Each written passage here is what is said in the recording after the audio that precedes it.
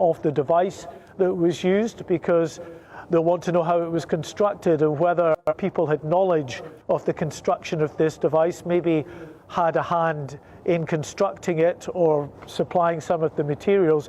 And crucially, of course, they'll want to know whether there are any other explosive devices out there that may continue to pose a wider threat to the public. Mark White, thanks very much indeed. Busy day ahead for you. We'll no doubt speak later. Thank you. Now, if you're one of the 16 million of us who live in northern England, you'll know the state of public transport. For years, you'll have heard the promises of fast trains connecting our northern cities and HS2 running to Leeds. But the government is publishing its integrated rail review on Thursday, and it's reported that there won't be a new railway line between Leeds and Manchester via Bradford. And the eastern leg of HS2 to Leeds seems set to be ditched too, if those reports are accurate. I'm delighted now to be joined by Henry Murison, Director of the Northern Powerhouse Partnership. Henry, is the North about to get let down again? I think there's a significant fear that may be the case. And I think the concern, Gloria, is that the government has made a number of very significant commitments to the north of England to be able to level up and to transform the economic prospects of this part of the world. And the challenge is, if you don't deliver the schemes you've promised, you don't get the benefits you're looking for.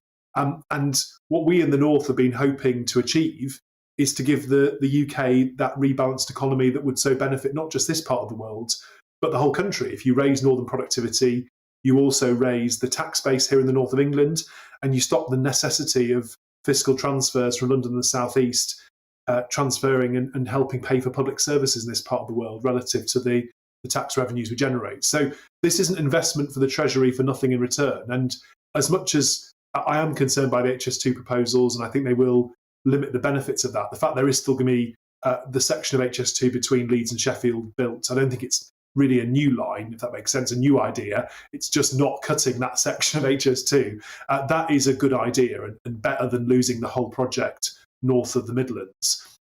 However, to take away the new line on, as you say, between Manchester via Bradford to Leeds, which is absolutely critical for getting Bradford, one of the cities of the north with the most diverse population, with huge untapped potential of its young people, cutting those young people off from jobs in Manchester and Leeds, but also disincentivising employers from bringing new opportunities to Bradford because it would have better connectivity and be a more attractive place to invest, is a very short-term proposal. And Henry, let's take the on this and prove the case for it. Henry, let me come in. Let's take the Prime Minister and the response to these reports at their word. Days after becoming Prime Minister, he said he wanted to be the Prime Minister who does with Northern Powerhouse Rail what we did for Crossrail in London. And the Department of Transport, responding to these reports, say we will publish it shortly and do not comment on speculation. I mean, are we certain these reports are correct? Well, I hope they're not. And I think what I would say, and obviously we're both Bradfordians, so maybe we're a bit biased on this particular programme today, but the case for doing this is really strong. And if the rumours are not true, I'll be very glad to welcome a new line across the Pennines whenever this week the integrated rail plan is eventually published. It is running a good few months late, unfortunately, very much like a northern train. And I don't think there would have been so much speculation about this proposal and these plans if they'd been made available to the public a bit earlier, because I do think that the challenge for parliamentarians and for northern businesses is all the uncertainty has had a cost. So we want to see private businesses investing in cities like Bradford, Leeds, Sheffield, across the Pennines, in Liverpool, in Manchester, up in the northeast, in Hull, for example. And all this continued uncertainty doesn't help encourage the private investment we need to see. So I want certainty, but I also think it's worth putting on the record that if the rumours that the newspaper and their correspondent, Taj Singh from the lobby, have got is correct, then what the Prime Minister would be proposing for the north of England is not Northern Powerhouse Rail, just a series of upgrades, most of which have already started on the line between Leeds and Manchester, is essentially just repairing and maintaining an old asset that, since it was built by the Victorians, has done us well, but absolutely cannot be improved to give the capacity we need on its own. The solution we need in the north of England is that improved line. If the government is to focus on upgrading existing lines, I mean, it's going to be better than it is now. Perhaps we shouldn't let perfect get in the way of better. I mean, what I saw in the Mail on Sunday yesterday, which was, I mean, whoever hoodwinked the journalist concerned to say this was some sort of grand plan for the north. I mean, the idea that a couple of local lines that serve communities like Penistone, that I know is a great part of the world, are going to replace connectivity from Sheffield to Manchester or from Manchester to Leeds is for the birds. Because the challenge for people who live in great towns in the north like Penistone is that they live in largely areas that are driven by their local city. The city of Sheffield employs and is responsible for much of the prosperity in that community. And if you cut Sheffield off from Manchester, you do improve the line to Leeds, which is welcome, but you don't do the full Northern Powerhouse rail network, which also connects Sheffield and Manchester, not just Manchester across to Bradford and to Leeds. It also connects Hull, Newcastle and Liverpool. The challenge is that if you don't do the whole network, you don't get that economic prize, which is people, wherever they live in the north, being able to aspire to a good quality job.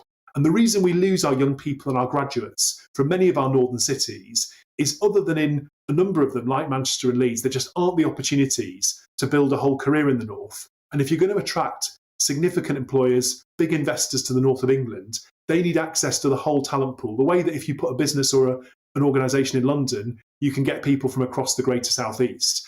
If you take away Northern Powerhouse Rail, if you take away much of the HS2 network, you diminish the ability to attract talent. And the real challenge, I think, is that electoral calculation about what might benefit a couple of marginal seat MPs is not a credible plan for uplifting the economy, and it isn't levelling up. Henry, I hear what you say as a fellow Bradfordian, particularly on that issue. I was up there on Friday, where I got to Leeds quite quickly from London, and then I had to either wait half an hour for a direct train to Bradford or change at Shipley, which is frankly ridiculous for what is it, about 10 miles journey. I'm going to put this to you. You did used to be a Labour councillor, isn't it? Some people might say, well, you would say this, wouldn't you? I mean, I work now for an organisation that represents people of all different political persuasions and the business leaders of the north of England. And my chair, George Osborne, used to be the Conservative Chancellor. So we are not, I think, dealing with an issue where there is any partisan interest, if I'm completely honest. There's been a cross-party consensus on HS2 for over a decade. And until this moment, the government and the opposition were both committed. Even Jeremy Corbyn's Labour Party saw the economic importance of building a line across the Pennines. Not that the economic competence was necessarily top of their kind of list of features, but that even they got the economic argument for this. So I think what is interesting and what is pertinent is, of course, people in the Labour Party have criticised the rumours overnight. That's politics. But the people who've been making this case for Bradford are Kevin Hollingrake, the Conservative MP for Thirsk and Moulton, who is not just a Northern MP, but one of those who has been consistent in supporting the Northern Powerhouse. It's been Jake Berry, the chair of the Northern Research Group at the Great Northern Conference a few weeks ago in Sheffield, making the case for this. There is absolutely cross-party support. And although HS2 has its critics, and some of them work for your channel, and Liam, who's up next, I used to argue with him till I was blue in the face about HS2, there is not a commentator alive who thinks that this is a good idea. Even the people who wanted to cut HS2 use the argument that that should be to fund a new line across the Pennines. And in fact, I think it was the Prime Minister's former Transport Supremo on cycling, now his advisor in number 10, Mr Gilligan, who made that argument before he was in government. So there are many people who've made many promises to the north of England, and some of them now work in government, and they need to live up to those promises. They need to live up to what the Prime Minister has given as his word, because he's been very clear about his commitment to Northern Powerhouse Rail. And if he doesn't live up to those commitments, it won't just be Labour politicians, it'll be the business people in the north of England who've got serious questions to ask him. Henry Murison, always good to talk to a fellow Bradfordian. Thank you for joining us on the show today. After the break, as the Prime Minister prepares to update MPs later on today on what exactly COP achieved, we'll be live at Westminster with the latest. Before that, it's time for the weather. It's time to remind ourselves there's always another winter. Canary Islands sponsors the weather. Hello again. For many of us, a fairly glum Monday with lots of cloud around, but not a lot of rain, and the winds are fairly light, which did allow some fog patches to form through the night. Still pretty misty and murky out there at the moment. High pressure is trying to build in, and this set of weather fronts are lying across the country. So if you're stuck under these for parts of northwest England, north and west Wales, it will be a fairly damp afternoon. The rain is fizzling out, but nevertheless, rain and drizzle on and off along this stripe through the country. To the north of it, brighter skies for Scotland, Northern Ireland, some sunshine, but it is quite windy in the far northwest. Lighter winds further south, a slither of brightness, maybe some sunny spells from Lincolnshire across into the Midlands. And it's pretty mild, with temperatures creeping into the teens for the south, where we see any brightness coming through.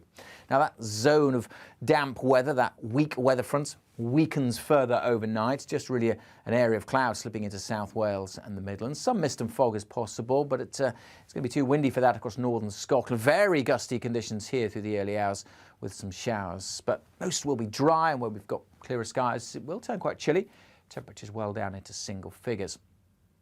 On to tomorrow, and certainly for most of England and Wales, another dry day, if predominantly cloudy day with some mist and fog. There will be some wet weather, though, pushing into western Scotland initially. A line of rain then moves across Northern Ireland through the middle of the day, and that rain slips through the central belt into southern Scotland to end the day. Further south, most places dry, still pretty mild, lots of cloud, but again, a bit of brightness. Could see those temperatures up to 13 Celsius. Through Tuesday evening, it stays very blustery in the northwest with showers packing in here. They may even turn a little wintry over the hills times here, but elsewhere staying fairly mild. And that's how we go through the rest of the week. Wednesday looks like being largely dry and bright with some good spells of sunshine. A few showers in the northwest, mostly cloudy on Thursday and Friday, and staying pretty mild. Canary Islands sponsors the weather. Hi, I'm Patrick Christie's. And I'm Mercy Moroki. And we're hosting a show right here on GB News, 9:30am till 12pm, every single weekday. Call to the point. We're going to be talking about all the big issues that matter to you at home in Britain. Absolutely, whether it's holding politicians to account, discussing what's taking place in the channel, banging on about law and order, we're not afraid to do the absolute lot of it. Yes, and if you're thinking it, you can guarantee that we'll be saying it. Make sure you're here 9:30am till 12pm, every single weekday, right here on GB News, for To The Point. You're watching GB News live across the UK and the world on our digital stream. GB News is Britain's news channel. We are the UK's home of discussion and debate from all perspectives. We are here for you. Don't forget to join our YouTube community by clicking on that subscribe button. And if you want the GB News app, you can click and catch up on programmes anytime. We love to hear from you, so email us. gbviews@gbnews.uk. Thanks for being part of the GB News family. My name is Andrew Doyle. Join me every Sunday evening at 7pm for Free Speech Nation. This is a show where we address current affairs and news stories of the week with the help of two wonderful comedian panellists. I brought in comics because I want to give it a lighter edge, and also they work for less. See you there.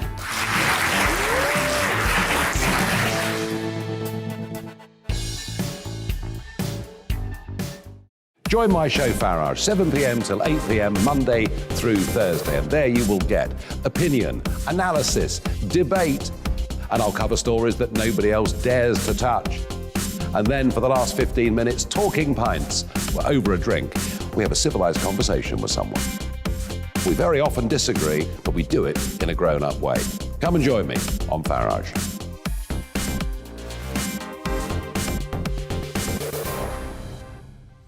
I'm Colin Brazier. I've reported from more than 70 countries around the world, covered wars from Afghanistan to Iraq, from Lebanon to the Balkans. I'm trying to bring that experience, that feel for events, to the studio. And something else, I'm ready to give an opinion. Today's stories with a spark. Brazier from 8pm weekdays on GB News.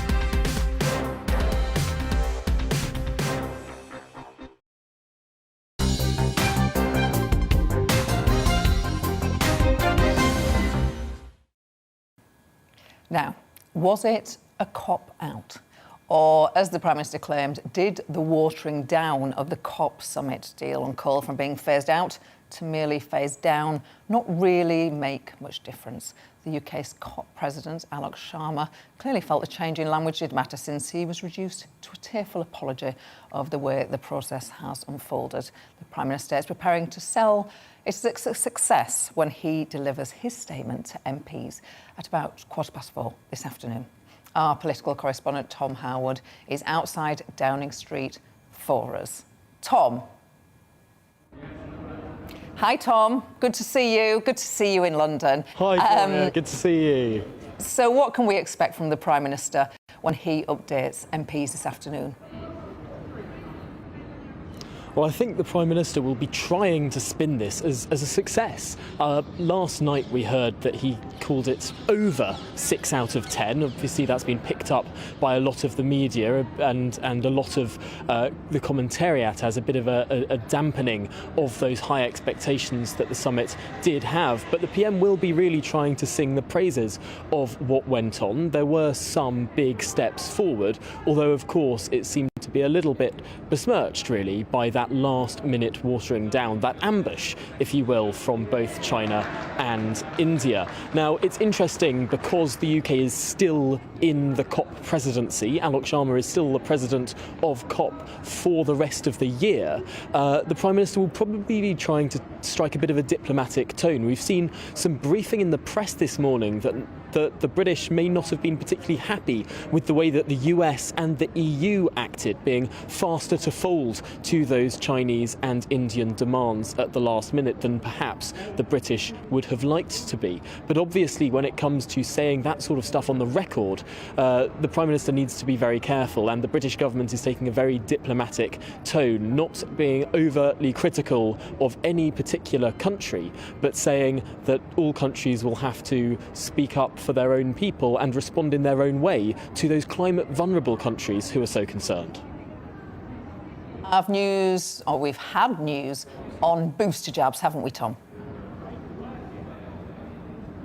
That's certainly right. The booster jab rollout is extending to all over 40s and indeed all over 16s who had just been recommended one jab are now being recommended a full course of 2 jabs as well. This is the independent JCVI advice that the government has now adopted in full. I say the government, all 4 governments of the United Kingdom have adopted the JCVI's advice, and the Prime Minister will actually be speaking a little bit about that in a press conference that we are expecting around 3 p.m.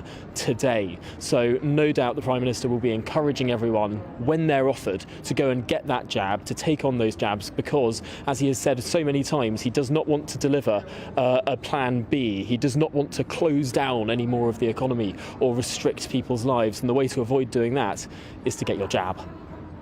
And the government have been through a bit of a tough time of late, but they've always been credited with the success of the vaccine rollout. So not only is this good for the country, for all of us, but it could be good for him too and his fortunes, couldn't it?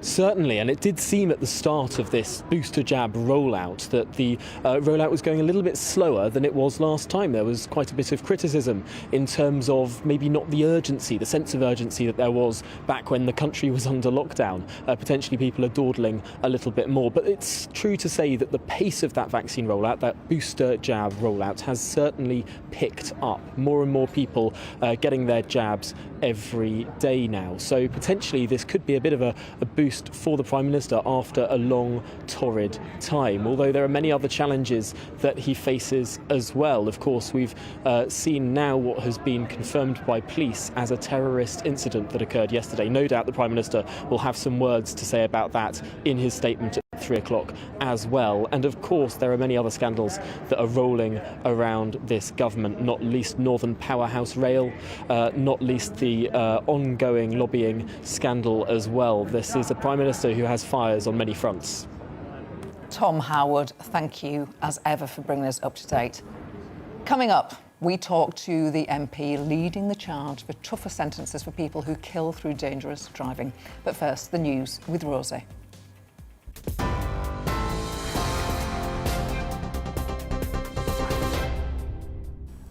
I'm Rosie Wright. Here are the latest headlines. The Prime Minister, Boris Johnson, will chair an emergency COBRA meeting later today in response to the terrorist incident at Liverpool Women's Hospital. Police have arrested a fourth man under terrorism laws. Now, as a warning, some of these next images are distressing. Officers believe they've identified the passenger who brought an explosive device into the cab. The passenger died in the explosion, and police at this point have said his motives are unclear.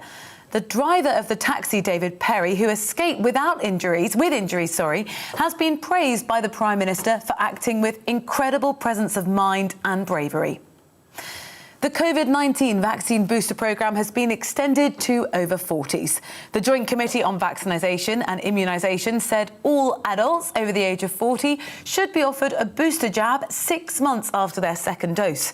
16 and 17-year-olds are also being encouraged to come forward for second Pfizer jabs.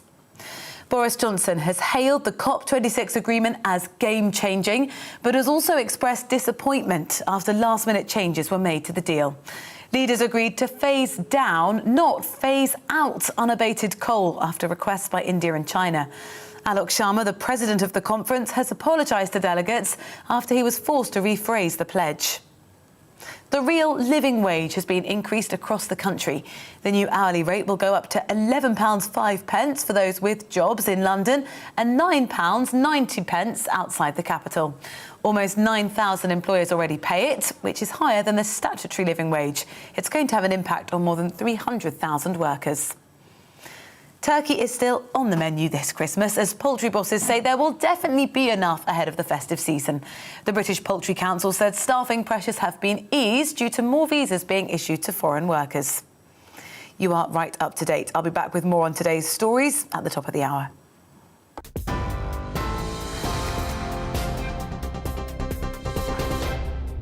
You're watching GB News live across the UK and the world on our digital stream. GB News is Britain's news channel. We are the UK's home of discussion and debate from all perspectives. We are here for you. Don't forget to join our YouTube community by clicking on that subscribe button. And if you want the GB News app, you can click and catch up on programmes anytime. We love to hear from you, so email us. gbviews@gbnews.uk. Thanks for being part of the GB News family. My name is Andrew Doyle. Join me every Sunday evening at 7 p.m. for Free Speech Nation.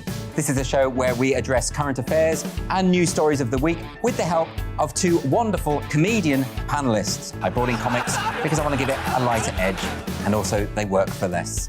See you there.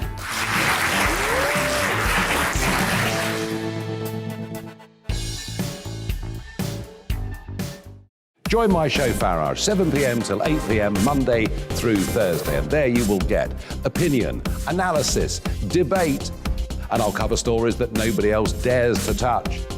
And then for the last 15 minutes, talking pints. We're over a drink. We have a civilised conversation with someone. We very often disagree, but we do it in a grown-up way. Come and join me on Farage.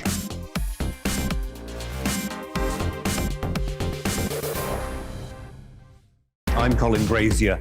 I've reported from more than 70 countries around the world, covered wars from Afghanistan to Iraq, from Lebanon to the Balkans. I'm trying to bring that experience, that feel for events, to the studio.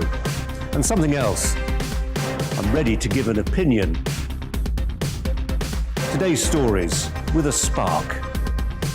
Brazier from 8 p.m. weekdays on GB News.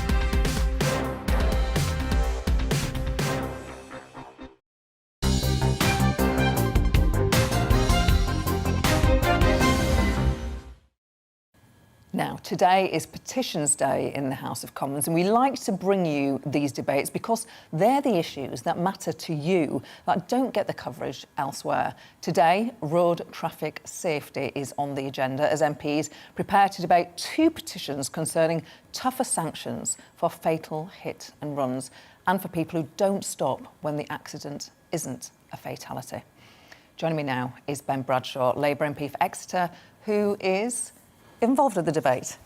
Ben, nice to see you today. And you, Gloria. These petitions are, we think, are really significant on the programme because they're demanded by the public, aren't they? Does that make it more? Does it mean more to you? Yes, and it's really good you're covering them. I think when you get these petitions, it's a sign that the public are frustrated on a particular issue where they don't think policy is in line with their own personal experience. And the law and some of the penalties around road traffic crimes, as I would call them, rather than accidents, is one of those examples where you often find a family is left bereaved and grieving for a relative who's died or has been seriously injured for the rest of their lives, while the perpetrator of that crime gets off pretty much scot-free. And there are a number of examples of that, and we'll be discussing some of those today. Yes, I mean, I read a story over the weekend. A driver, 61, who killed 2 cyclists in crash, walked free from court with a £475 fine. Now, I just want to give some credit to the government here, because the government have finally, some would say belatedly, acted and changed the law so a life sentence can be given. But what can you do if a judge... A lifetime ban, not a life sentence. Oh, well, and a lifetime ban. Yes, Yes, indeed. Yes, a lifetime ban for certain offences. Yes, indeed. Probably not in this case, and we probably shouldn't talk about the individual case. He was also given a 5-year ban. But I think the problem that we often have, first of all, the courts, it's all about imprisoning people, and that's not always the best thing to do, because there's very few things where a momentary lapse of someone's attention can cause fatal consequences. Driving is one of those things. I'm not suggesting that someone who loses concentration for a split second and that results in a tragedy needs to be in jail. They're not necessarily a threat or a danger to anyone else, but we're far too reluctant in this country to use long driving bans, and indeed we also use a system of exemptions where a lot of people, including repeat offenders, get off a driving ban by pleading exceptional circumstances. They need their car to do this or that, and I just don't think that's good enough, particularly for the victims and their families. So what do you want to see? A couple of things I'd like to see. First of all, I'd like to see a new law introduced on hit and run, because believe it or not, the maximum sentence for hit and run at the moment is 6 months. Now, I think that's okay if you scratch someone else's car and drive away without reporting it. But if you leave someone dying or seriously injured in a road and drive away, and all you can get for that is 6 months, then I think most people will think that is pretty unfair and unjust to that victim and their families. So I would like that beefed up, that law in particular, called Ryan's Law, named after a Cornish postman who was killed walking down a country lane in Cornwall. The second thing I would like is for the government to have a look at this exemption rule, whereby too often people get away without getting a ban because they say, well, I've got to take my kids to school, or it might affect my relationship. I mean, those are not exceptional reasons, in my view, for somebody escaping a ban. There was another case of a driver who killed a cyclist, having been stopped 9 times in the previous 6 years for using his mobile phone. He'd been to court 6 times. The court had not banned him from driving because he claimed exceptional circumstances. He needed his van for work. That is just not good enough. Now, what you're saying sounds pretty reasonable, actually. But the government must have a reason why they haven't introduced it. What is that reason? Well, I think the real problem is that the government promised nearly 8 years ago now a comprehensive review of road traffic offences. When Chris Grayling was the Justice Secretary, he promised that, and we still haven't had it. What we've had is a partial review, and I welcome what the government's proposing to do insofar as it's going, although it could have unforeseen consequences, because if juries and magistrates think that somebody might go to prison for a long time and it's not really, that wouldn't really be right, they often then prosecute and convict them for a lesser offence because they don't want somebody who, would otherwise be no threat to the society languish. I mean, our jails are full enough as they are. So I think the government needs a much more sophisticated approach for this, and I think the government needs to go back to stage one and accept that, being behind the wheel of a car is you're in charge of a lethal weapon, and too often in our society, I think, we think that driving is a right. It's not. It's a privilege, and we need to use much more sanctions around bans rather than in prison sentences, in my view. I mean, so few people get long bans, and lifetime bans are almost, well, they don't exist at the moment. The government is now bringing those in belatedly. But I don't see why people shouldn't have much longer bans if they are repeat offenders, because, we don't want to fill the jails up.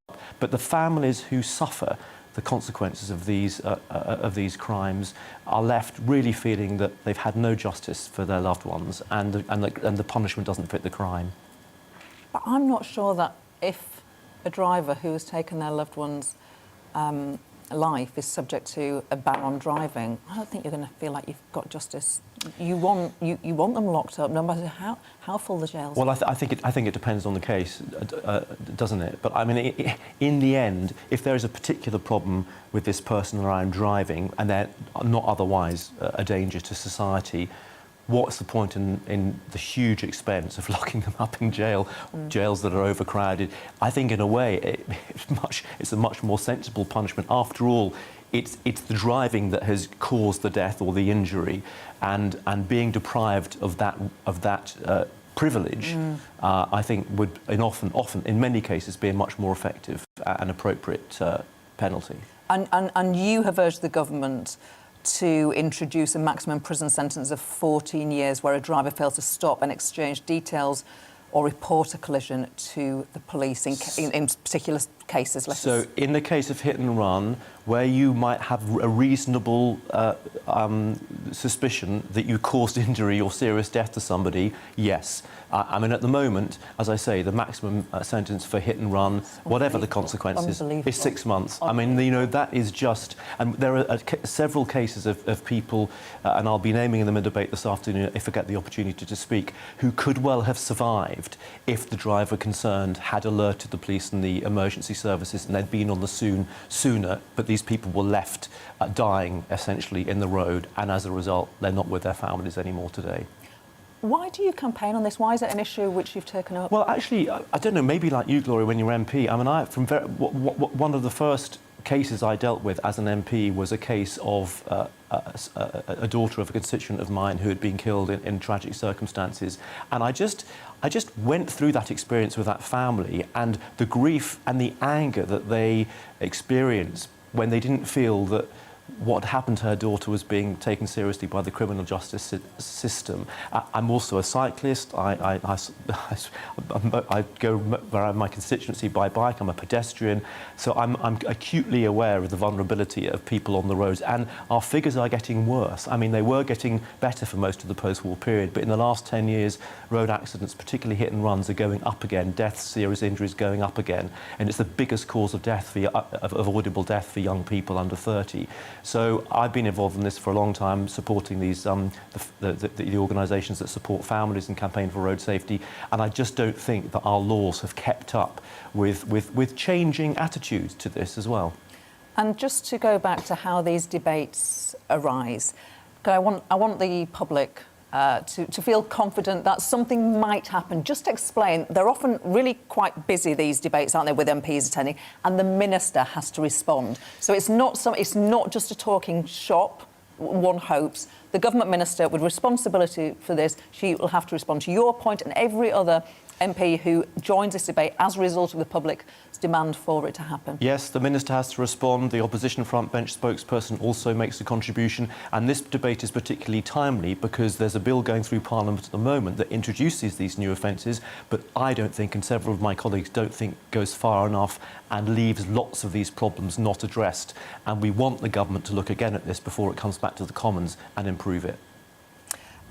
Just while I have you, if I may, the while I have you question. The government's been having a really tough time with sleaze allegations, and the effect of that has now been reflected in the opinion polls. You are a rare example of somebody who was a cabinet minister in the last Labour government. Of course, I got to spend all my 9.5 years on the opposition benches. Sorry about that. Would you accept being a candidate in 1997, that historic landslide victory? Sleaze is not going to be enough to get the Labour Party back into power. It won't do you any harm, but you can't just wait for the government to fail. Oh, yes, absolutely. I mean, you know, it's by no means enough. And, you know, if there are people in my party who think we can just sit back and enjoy the problems the government's going through and wait for them to trip up and assume we'll win the next election on that basis, absolutely not. No, we have to show and convince the public that we're a credible alternative government that can be trusted on the economy, that in Keir we have a good, strong leader, an ethical leader of integrity. No, we've still got got a huge job of work to do. We had the worst election result since 1935 in 2019, and we've got a long way to go. I'm confident we can win that election, but I also think this is an important issue that the public do care about. There's a simple solution to it, which is to actually implement the recommendations of the Independent Committee on Public Standards, most of which have not been done in the last few years, and I think we should all support that. And you know, the lesson from the expenses scandal is independence. If the independent body or group says something should be done, just do it. Don't let MPs decide what the rules are. Well, the government, they've realised they made a mistake and they're trying to put it right, and this afternoon they will formally put it right in the Commons. I suspect there won't be a division. But there's a wider issue, Gloria, because Jonathan Evans, the former head of MI5, has published a number of reports in recent years, both on ministerial standards, on MP standards, most of which have not been implemented. They're just sitting there, not implemented. I think Boris Johnson could do himself a lot of favours and kill this issue, you know, pretty much stone dead, just by implementing those recommendations. Because as long as the public think that we're marking our own homework, this isn't going to go away. And we read that your party, that Keir Starmer, will use an Opposition Day debate to talk about banning most second jobs. Yep. Do you think the government aren't going to vote against that, are they? Well, it'll be interesting to see. And again, this is one of the recommendations of the Independent Committee's report that's 3 years old that was not implemented. I think it's very sensible. Whether the government vote against it or not is neither here nor there, because it doesn't have any legislative impact, but it just gives us an opportunity to raise the issue and hopefully keep a little bit more pressure on the government to, in my mind, do the right thing and implement the independent recommendations. Finally, COP has finished. The Prime Minister is going to update you all in a statement to the House at, I think, 4:15 today. Would you be giving him a thumbs up? He's undoubtedly put a lot of energy and effort into this. Alex Sharma, for goodness sake, he was crying, saying it could have been better. I mean, they've done as good a job as they could have done. I think the proof of that will be in the eating, won't it? I think it depends on the implementation. I think some of the progress is very welcome, but we've got lots of targets, we've got lots of aspirations, but my worry is that we don't have policies on the ground to implement them so that we actually achieve them. And I think we all accept now the urgency of this issue, and I think a lot of hard work still remains to be done. And how have you adjusted from being in the cabinet to being an opposition MP? How difficult is it to make that transition? How different is it to be in opposition compared to running a great big government department? My goodness, it must feel like a long time ago. It does feel like a long time ago. It has its compensations, Gloria, in that you get part of your life back. I mean, as a cabinet minister, you don't really have a family life or see your friends or, you know, so forth. And so that's been a compensation. However, you know, you go into politics and you want to change the world for the better, and you don't do that from opposition. You can only do that from government. So I hope we can get back in as soon as possible.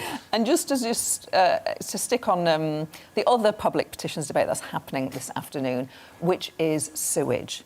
It might not be perfect, but the government have made changes to improve the disposal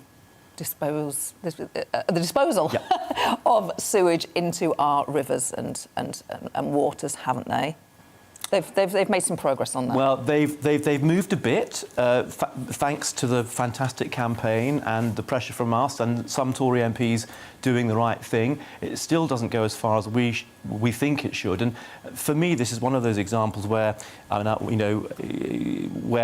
of the reasons I was concerned about leaving the European Union was that, it was the European Union legislation that forced us to clean up our beaches and rivers. And Boris Johnson always said, well, this will give us the opportunity to have even higher standards. And this is just one example, I think, of where actually the government has chosen to relax standards rather than tighten them up, which I think is the wrong direction for our country and bad for our environment. And the reason that the government used to oppose your amendment to the legislation, which would have forced water companies to pay, well, the Tories say, or one Tory MP I'm quoting here, says that the opposition amendment to the bill, which would have forced water companies to pay to upgrade storm systems, would have led to massively increased water bills for us all. Yeah, I think that has been quite seriously challenged by people who know about this. There's a lot of stuff that can be done much more cheaply, including water capture and storage much further upstream in the way that you maintain the landscape and the vegetation upstream. But I think, you know, when you're talking about companies that have paid billions and billions, they're privatised monopolies that have paid billions of pounds to their shareholders over the last few decades since they were privatised, the idea that, oh, you know, we shouldn't do what's right for the country, the public, our rivers, streams and seas because, you know, they might have to spend a bit more money, I think is getting the argument all the wrong way around. Ben Bradshaw, you've been very generous with your time. We've covered you've been generous lot real time as well. Ground, and I know we've booked you in to do a real meet interview with you in a couple of weeks, and I'm really looking forward to that. I look forward to that too. Thanks, Gloria. Now, earlier we spoke to Mark White, our Security and Home Affairs editor, about the Liverpool explosion. He's filed this report, which we can bring you now. It's just before 11 a.m. on Remembrance Sunday. As the nation pauses to remember its war dead, this security camera captures the moment a taxi pulls up at the front of Liverpool Women's Hospital. Moments later, an explosion. As smoke pours from the taxi, the driver, David Perry, can be seen staggering from the vehicle, thankfully with only minor injuries. In the back of the cab, as it's engulfed in flames, a man who police now believe was a bomber, who brought his explosive device into the taxi. It's not clear what any intended target was, but police say he asked the driver to take him to the women's hospital. A memorial service was also taking place nearby. The explosion has now been formally declared a terrorist incident. The taxi driver, who's now been released from hospital and is recovering at home, has been hailed a hero. Away from the scene of the explosion, police raided 2 residential addresses and made 4 arrests. Those arrested under the Terrorism Act are still in police custody today, being questioned by counter-terrorism detectives who are trying to piece together information about the suspect and his movements prior to the explosion. At Rutland Avenue, around a mile from the hospital, there is still a heavy police presence. A mobile police command unit has been set up at the end of the street as a property linked to the dead suspect is searched. Neighbours told us of their shock at the unfolding events. You don't really see stuff around here like that. I think it's a bit mad wherever you live, you see things like this, isn't it? We don't really know what's going on. Yeah, it's a bit clueless. Even the police just said they don't really know what's going on. Well, the other police at that side said there was a manhunt. Police and security services are now urgently trying to establish whether there is any wider threat to the public. They've said they've discovered significant items at the Rutland Avenue address and are likely to be involved in a prolonged search of that property. Mark White, GB News, Liverpool. You've been watching The Briefing with me, Gloria De Piero. The show is back every weekday from midday. Up next, it's On the Money with Liam Halligan. Then Liam and I will be with you between 2 and 3. But for now, I'll leave you with your weather. It's time to remind ourselves there's always another winter. Canary Islands sponsors the weather. Hello again. For many of us, a fairly glum Monday with lots of cloud around, but not a lot of rain, and the winds are fairly light, which did allow some fog patches to form through the night. Still pretty misty and murky out there at the moment. High pressure is trying to build in, and this set of weather fronts are lying across the country. So if you're stuck under these for parts of northwest England, north and west Wales, it will be a fairly damp afternoon. The rain is fizzling out, but nevertheless, rain and drizzle on and off along this stripe through the country. To the north of it, brighter skies for Scotland, Northern Ireland, some sunshine, but it is quite windy in the far northwest. Lighter winds further south, a slither of brightness, maybe some sunny spells from Lincolnshire across into the Midlands. And it's pretty mild, with temperatures creeping into the teens for the south, where we see any brightness coming through. Now, that zone of damp weather, that weak weather front, weakens further overnight. Just really an area of cloud slipping into South Wales and the Midlands. Some mist and fog is possible, but it's going to be too windy for that across northern Scotland. Very gusty conditions here through the early hours with some showers. But most will be dry, and where we've got clearer skies, it will turn quite chilly. Temperatures well down into single figures.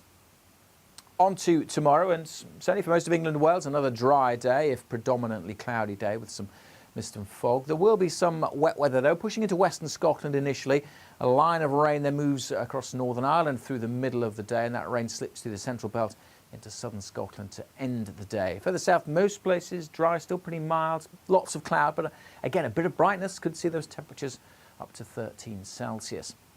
Through Tuesday evening, it stays very blustery in the northwest with showers packing in here. They may even turn a little wintry over the hills times here, but elsewhere staying fairly mild. And that's how we go through the rest of the week. Wednesday looks like being largely dry and bright with some good spells of sunshine. A few showers in the northwest, mostly cloudy on Thursday and Friday, and staying pretty mild. Canary Islands sponsors the weather. Join me, Alex Phillips, for the afternoon agenda on GB News, Monday to Thursday from 4 p.m. till 6 p.m. We don't lecture to you or try to tell you what to think. We do a deep delve into a topic with views from across the range of debate, therefore leaving you, the viewer, to make up your own mind. Join me, Alex Phillips, for the afternoon agenda on GB News, 4 till 6, Monday to Thursday. You're watching GB News live across the UK and the world on our digital stream. GB News is Britain's news channel. We are the UK's home of discussion and debate from all perspectives. We are here for you. Don't forget to join our YouTube community by clicking on that subscribe button. And if you want the GB News app, you can click and catch up on programmes anytime. We love to hear from you, so email us. gbviews@gbnews.uk. Thanks for being part of the GB News family. My name is Andrew Doyle. Join me every Sunday evening at 7 p.m. for Free Speech Nation. This is a show where we address current affairs and news stories of the week with the help of two wonderful comedian panellists. I brought in comics because I want to give it a lighter edge, and also they work for less. See you there.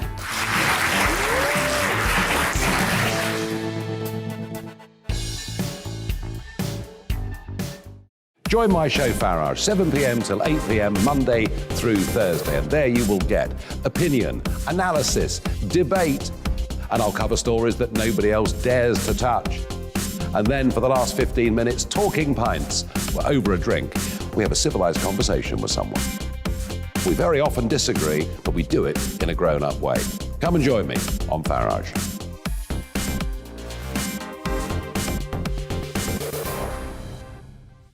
I'm Colin Brazier. I've reported from more than 70 countries around the world, covered wars from Afghanistan to Iraq, from Lebanon to the Balkans. I'm trying to bring that experience, that feel for events, to the studio. And something else. I'm ready to give an opinion. Today's stories with a spark. Brazier from 8 p.m. weekdays on GB News.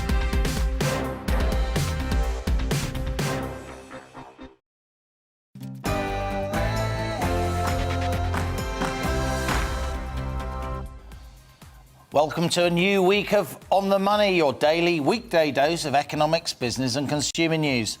I'm Liam Halligan, and for the next hour, we'll be discussing the possible scaling back of the government's previously announced development of our rail network across the North and Midlands. Plus,